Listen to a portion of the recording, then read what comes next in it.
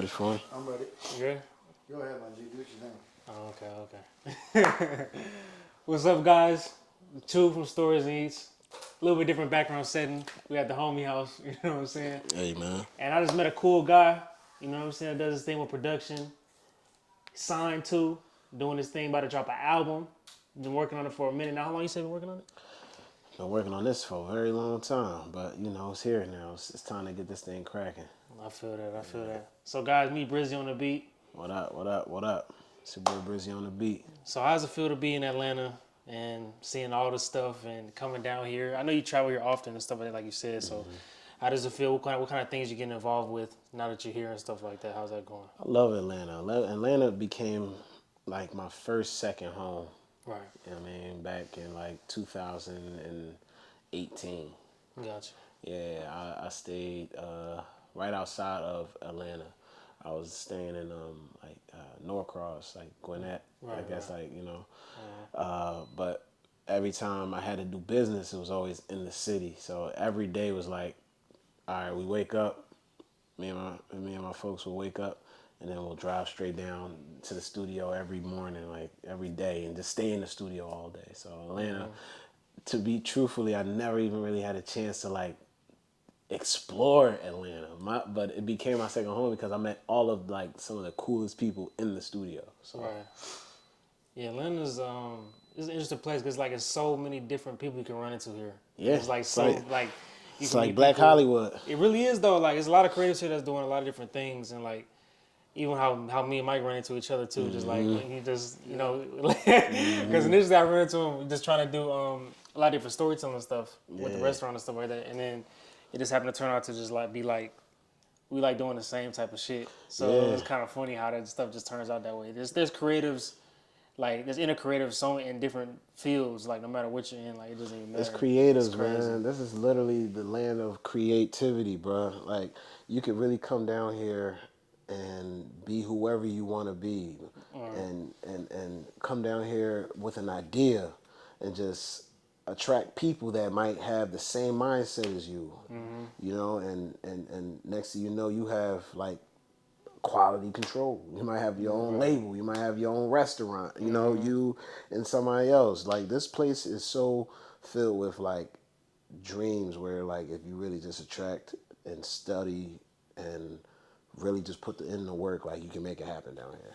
Like it's always been like that. 1,000%. It's like, how would you compare? Because you said that let's take us back a little bit as far as just like how you came up and stuff like that. Because I remember we talked a little bit off camera too, as far as just like background, how you even got into production in the first place. Like, what was the environment in your house, like as far as being a kid and stuff like that, as far as musically, and what even got you into being like, you know what, I got this itch with music. Like I have this crazy ear. Like how did that even develop in the first place? Music just been in my soul, man. I just love music. I always had an ear for it. I never was taught how to play like the piano or like any instruments, but I always just had like a vibration towards music, like the sounds, the way people would play instruments, like growing up, everybody wanted to be like Michael Jackson and stuff like that. My kid, when I was a kid, my mom bought me a guitar. I always used to just play around with it, and I just loved music. Like I just love music. It's like being born. That was like, and then growing up in a household where my father, all he used to do was play like oldies and stuff like that. Like I grew up around that, shit. So, and then when I moved to Philly, it kind of like slowed down until like maybe like 1998. I think I moved to Philly like 97, and then 98 like my love for music just started to like really grow. I used to like sing. I used to like rap. I did it all growing up as a kid, man. But music just always been in my heart. Wait. So, do you have like certain experience? Because my question like becomes, when you're musically inclined but you don't know it yet. Yeah, And yeah. then there's a certain moment that you're like, oh wait a minute, I think I can really do this shit, or it's feeding. Yeah, Yeah. I feel like that happened for me. I feel like that happened for me when I had like a tape recorder. Like I had a tape recorder, and I was like big on like recruiting like my friends, like, yo, let's do this together, like, you know what I mean, like, let's I rap remember. together, let's make a rap group. So I used Yeah. to grab the tape recorder, and this, I don't think I ever told this story. I grabbed the tape recorder. I think it was my mom or my grandma's tape recorder. I grabbed the tape, empty tape, called some of my homies over. We used to just be outside. I'll press record, and I'll make the beats. Like, I'll beatbox, and have my homies just like rap on it. They might not remember this, but or they might kill me for this story. But he used to literally like rap on the like me beatboxing. So That's about. yeah. But tough. it's just like, you know.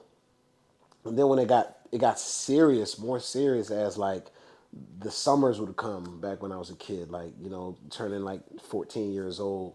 Like, I think that was the time where the I think the Clips dropped Grinding at that time. Damn. Was I 14? Yeah, I think I was 14 maybe. And I used to download their lyrics off of azlyrics.com. Oh damn! I Okay, I used to remember print it those. out.